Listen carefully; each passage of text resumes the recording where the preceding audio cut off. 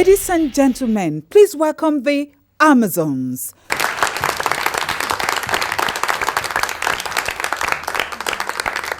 Thank you. Welcome to the Amazons.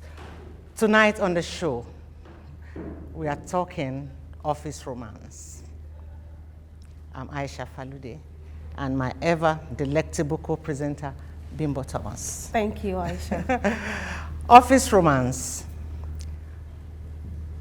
The office is meant to be a workplace. But the thing is, as long as you have adults of both gender working in close proximity, there's bound to be attraction. Some companies frown at office romance, but the majority recognize the fact that adults will be adults, especially the young adults. Where it goes against ethics is when favors get exchanged for favor and when romance becomes trade by barter.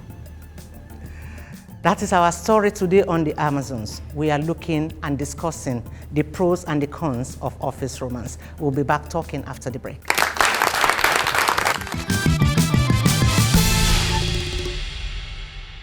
Welcome back to the Amazons, where today we are talking office romance. Office romance can lead to marriage. Office romance is beautiful, especially when it is between two consenting adults. Mm-hmm. Office romance can be productive when it does not interfere with the ethics of the workplace. Bimbo, how then do you separate work ethics from the romance in the office? And can there be romance in the office without favors being shown, favors being exchanged for the mutual, whether it's consenting or otherwise? If it is consenting, then it means that it is appropriate, it is proper. When it is one party forcing themselves on the other party, then it becomes breach of the ethics of the workplace. What I feel is, yes, there can be office romance. Just like you said, if they are consenting adults that says, oh, I'm interested in her, oh, he's interested in me, and we agree to be together, not affecting our work ethics in any way. Not like, oh, I'm not deserving of a particular offer or what have you, and because we're having an affair in the office and we work together, you want to give it to me. I don't support that. But to have an affair or a romance in a work environment, why not? If it's romance, then there's nothing wrong with it. But when it borders on harassment, when it borders on, because you are not consenting to my demands, you know, you have some, I am obliged to put you under some reprimand or repercussion. You withdraw favors from me, you withdraw the rights that I'm due what for I'm to entitled me. to. What I'm entitled to is withdrawn to me in order to force me to begin to reconsider that's your proposing or your proposal, your proposed romance with me. Then it becomes against total the total rules and ethics of the workplace. And this is the one that we are concerned about here. Office romance they've led to marriages, successful ones. They say it is your area of operation. That's where you meet daily, you spend hours together, 5 days a week. Sometimes it's beyond that. Sometimes you work till late. That is where you can find, you begin to, the attraction begins to come in, you begin to notice the opposite sex and all of that. So that one is proper. This other one that borders on harassment, that borders on forcing adults to consent to the demands, sexual demands and emotional demands of an opposite one. Usually, this opposite person will be the boss. Definitely. And they'll feel that, oh, as a younger colleague and you're attractive, I have the right to force or to make you do what I want because I own a particular position. I disagree totally. It shouldn't be. I think it's a free will. What I want to do, I should decide to do it if I so choose. Not someone compelling me to do what I don't. And I go against it totally. And that is when there is problem when there is, that's when there is ethics, and it affects the ethics of the workplace when you compel your younger colleagues. And it usually happens to younger colleagues. Yes. You know, that, oh, yeah, if you don't do this, then you're out of here. It's alarming, and it's disturbing. It should not be encouraged. But the thing is also is this, that in an office setting, some young persons have also seen that loophole as a weapon to climbing the ladder, as a weapon or as a tool to also currying favors and getting ahead So for they are the special one, it's favors the other way in the around. office. So it takes two to tango in some cases. But the thing is, we would go on a break now. When we come back, we'll have some guests joining us so that we can have a robust discussion and engagement about this office romance that we talk about today on the Amazons after the break.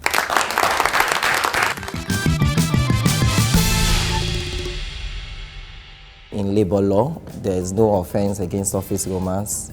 Generally, there's nothing stopping two consensual adults from forming erotic relationship. Most times, people that are in office romance, they tend to overcompensate because they know that their fellow colleagues, they notice these things. Does my organization actually like what I'm doing? Is this part of their policy? You know, and okay, well, if it's part of their policy, you now have to think back. It's not about the organization's policy, it's about, can you handle such a situation?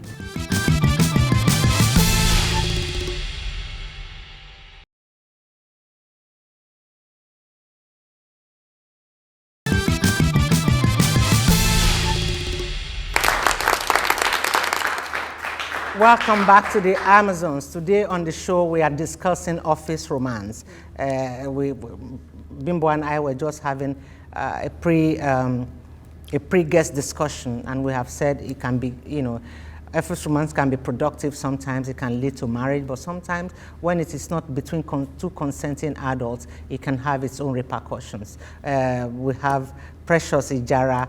Rock Chick is her radio name. She's a broadcaster. Welcome to the program, Precious. And then we have Ayola Shoson. She's a fashion stylist and also a fashion consultant and a consultant, right? Yes. Welcome to the program, Ayola. Precious, we've been talking about what office romance is like, the challenges, advantages and disadvantages. So what's your take on office romance? Okay, looking at it holistically, there are good sides to it, actually, because most times people that are in office romance, they tend to overcompensate because they know that their fellow colleagues, they notice these things, all right, because we give off energy. So people look and they think, I noticed something between these two people. There's office gossip. There are people that their work in the office, apart from their designated jobs, is just to peddle gossip. So they know the people that are together and they know the people that are not together. So they on their own, that's the partners or the people dating, now go out of their way to say, oh, okay, I want to do better. So that it's not like I have a lackadaisical approach to work because I have a romantic assignation with this person or that other person. So that's the upside. But there are other things that you still look at, you know, because you now have a situation where what if there are people that actually get involved in PDA, which is like public display of affection. You know, so you have other colleagues at the office looking and saying, what are these people up to?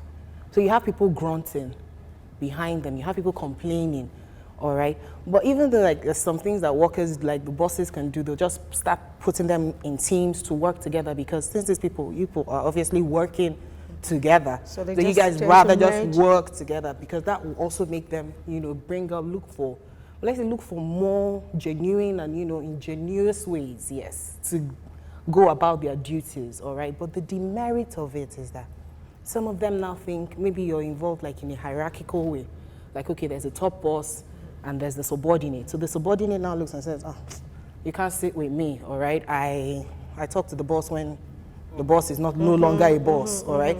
So you have those type of people now saying, oh, okay, no, you can't talk to me like that.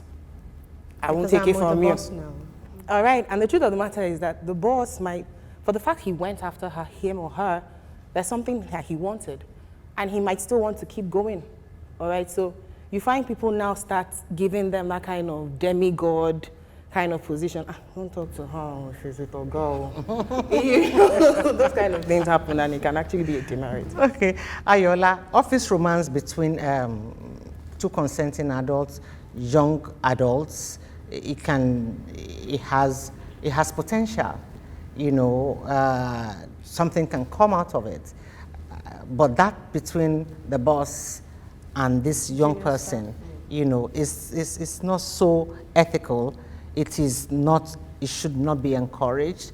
How does it start for these adults to begin to have, you know, eye for one another? How does it begin, this office romance? How does it start? I don't know how, if you would say how does it begin, it's everywhere. It's a feeling thing. So if you see somebody, you like the person, you go after it. There are some organizations, they allow office romance, but the rule is you have to tell them. If you guys are in a romantic relationship, you have to tell them that, oh yes, this is my boyfriend now, or this is my girlfriend now. While some organizations, they don't allow it. So I think it starts from there. If you start to have feelings for someone, you have to think about it. Does my organization actually like what I'm doing? Is this part of their policy? You know, and okay, well, if it's part of their policy, you now have to think back. It's not about the organization's policy. It's about, can you handle such a situation? Will you be able to function at work? Because you have your girlfriend there, you have a boyfriend here, you know, are you going to be able to work? It can happen to anybody, any of us here. But if it's right by you, do you think you can handle office romance? And if not, I think you shouldn't do it. You have to just think about those things. What do you think affects young ones that they come to your environment, work environment, to seek a job, and you know they're being harassed, they're being compelled to do some certain things just to get, you know, these jobs? What's your take on it? How do you perceive it? Like I always say, I like to look at the round picture, all right? So most times, people give up. There are vibes people give up. I'm all about the energy you give up, all right? Okay. Most times, 3/4 of the people that actually claim harassment are people that might have leaned in. When I say leaning in, there are professional ways of either interacting with your colleagues. Your colleagues are not your friends. I say that without any, when I say reservations, your colleagues are not your friends, all right? You come here to do your work, all right? When you now start getting involved, like, oh, how you doing? Did you sleep well? How was your night? Okay. I look at you and I'm wondering, what am I supposed to respond to that? And you see, because a lot of people, a lot of females, I'm going to address my gender. A lot of females have this attitude of, oh, okay, I really can't do that job, or if I just pat my eyelids, there's a way he'll just answer me. And I mean, we're all human beings. So this guy you're batting your eyelids at doesn't know that you're just doing this for him to do your work. He sees it as green lights. And he looks at it and says, that girl is feeling me. And he goes and tells the boys, that girl is feeling me. And when he acts on it, you cry wolf. But there are also some people that they don't even need you to lean in. Like they've leaned for you, all right? They're very, like, you come into the office, there are people that their job in the office is, that new girl, I like her, she's the next person. There are people that's their game. They take turns. That's their game. So they come and they tell you, oh, she's easy. Oh, do this. So they're the ones that go back and tell the other people at work, don't try that one, her own is too much. So most times, people like that, they'll keep going back for that hard nut because they want to crack it. How do you discern that romance that has potential, that is leading somewhere, from the one that just says, okay, this is a new girl, I just want to also play around with her? Well, I think it's still general. It's just like how you meet a guy and you're in a relationship with a guy. You would know the ones that you would actually get married to or maybe have a long relationship with, and you know the ones that just come to play. So that can actually apply in the office as well.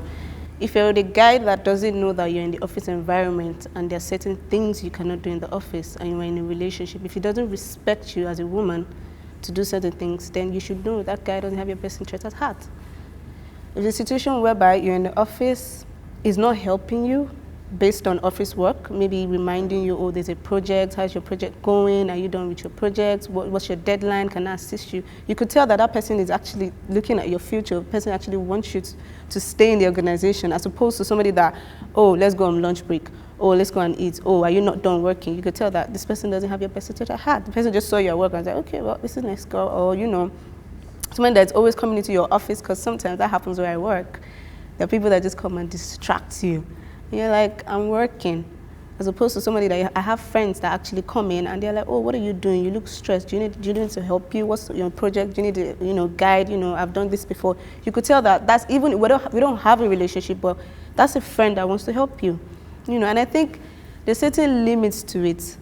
When you start to have somebody in your office that is like, oh, let's hang out all the time, I don't think that's right, because when you start to hang out, that's when you guys start to have too many conversations. This is, we really thank you for giving more insight to this office romance. It has its pros and it has its cons, it has its disadvantages and advantages for the ones that work well, the ones that are mutually consenting, for those two adults who really want to see if there's something, if this leads somewhere. It's all good, but for those who are compelled to, who are forced to, who it is beyond their control, what the kind of emotional feelings they are subjected to in the office, good or bad. We'll get to discuss that when we come back after the break. I must say thank you to Ayola and to Precious for joining us on Amazons. We will be back after the break.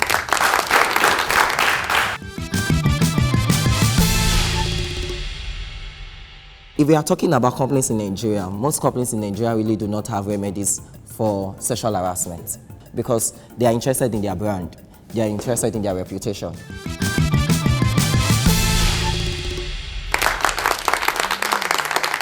Welcome back to the Amazons, where we have been talking on this edition of the program on office romance. I mean, we've discussed the pros, the pros, we've discussed the cons, we've tried to find out when romance, goes beyond what it is and extends to being office emotional abuse. And we have a legal practitioner joining us now to come and tell us what the law really says about office romance or sexual abuse in the office. Fumilola Salami is a legal practitioner. Welcome to the program, Fumilola. So tell me, before we even go to the legalities of office romance, what's your take on the subject? What do you think of office romance? Very well, thank you, Aisha. Office romance is not too peculiar. In labor law, there's no offense against office romance. Generally, there's nothing stopping two consensual adults from forming erotic relationship. But the point and the controversy that often generates in office romance is at what point can we say there's sexual harassment? At what point can we say there's sexual assault? At what point can we say there's battery? At what point can we say that somebody is being intimidated? So it's really more or less like a gray area. Now, the labor law in Nigeria actually codifies laws in respect of the rights, responsibilities of employees, employers, and the union. Now, when an employee is being subjected to office romance, we need to look at the word consent. We need to look at the age of the adults. And when you say an adult is someone who is matured of age, who is matured of mind. Now, office romance, some of the employees engage in this office romance to climb the ladder of success. While some of the employers that we have found oftentimes just try to set it as a bait to evaluate the kind of restraints of the employees. Now, oftentimes we've discovered that before an employee is even given a letter, an acceptance letter or an employment letter, there's what we call the non-fraternization clause in the employment agreement. Non-fraternization clause is where a company has a policy that is against sexual relationship.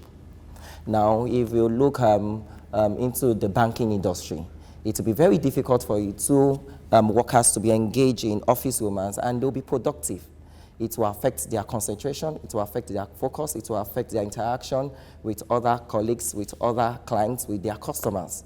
So where there's fraternization, it will slow down progress, it will slow down productivity. So I would like to ask you this. When does office romance become an abuse, and what's the penalty What are the indemnity penalties that is levied against it? First and foremost, where there's derogatory statements, where you intend to body shame a lady, where you intend to pass awful remarks at a lady, when you begin to stare unnecessarily at the way a lady walks, the way a lady talks, when you begin to watch pornography in the office, and when you begin to share unnecessary pictures among colleagues. And we've discovered that most offices now has WhatsApp group. And when you begin to make inferences, and I need to state that office sexual harassment is not confined to a particular gender. Sexual harassment it happens to the two gender. But how do we protect victims of office romance? My next question. Yes. So how do you protect such victims? What rights do they have to seek redress and to make sure that it stops, and to make sure that they are not victimized because of the action they took, standing up for their rights? If we are talking about companies in Nigeria, most companies in Nigeria really do not have remedies for sexual harassment. Most companies, because they are interested in their brand, they are interested in their reputation.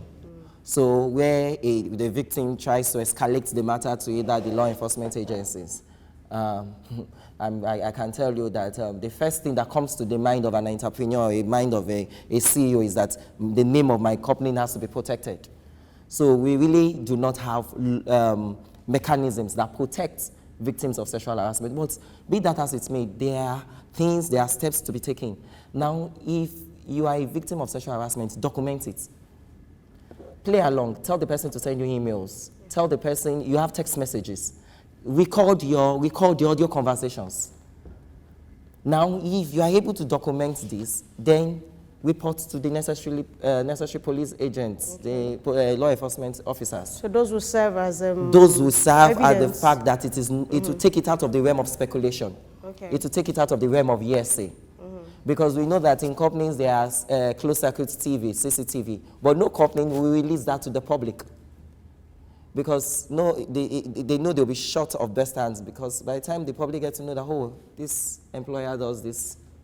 So there's, in as much as there are limited remedies available, a victim who knows that he or she is passing through sexual harassment should report, should document, and should make sure that he or she has not in any way consented to such kind of grievous acts. But what does the law say about penalties to the abusers? Are there certain penalties that is levied against them? Now, we know that employment law is private law. Employment law is contractual relationship. But now when we talk about sexual harassment, we are taking into the realm of criminal law. We are taking into the realm of public law. And we know that criminal law is prosecuted by the states. Now, what are the remedies that are available is imprisonment. Okay. The person, the abuser, if found guilty after investigation and prosecution, will be sentenced. Now, that is imprisonment. Now, what now happens? I think what we should look at is that the confidentiality of the victim, the identity of the victim, because a victim who escalates the fact that I'm being sexually abused may have limited job prospects. It is quite complicated. Thank you so much, Barrister Fumilola Salami. And Bimbo, we've heard it all. We've exhausted all the discussion on this subject matter, office romance, the pros and the cons, and what is the options available to a victim where romance has gone beyond being romance and it turns to sexual assault or abuse. Yeah, well, I feel that as an individual, you should have a stand. I don't want to do this. You get into a workplace and you can spot it, you can notice it. Is it that if you're ready to bear the consequence, then go for it. But if you feel that this is deadly and this is heavy on me, please walk away. It's better so that you don't then become the victim. And don't cut it, don't suggest it. Be professional. And for those who want romance that will lead to marriage, you know what to do. Until we come your way next time, I'm Aisha Falode. Bye-bye for now.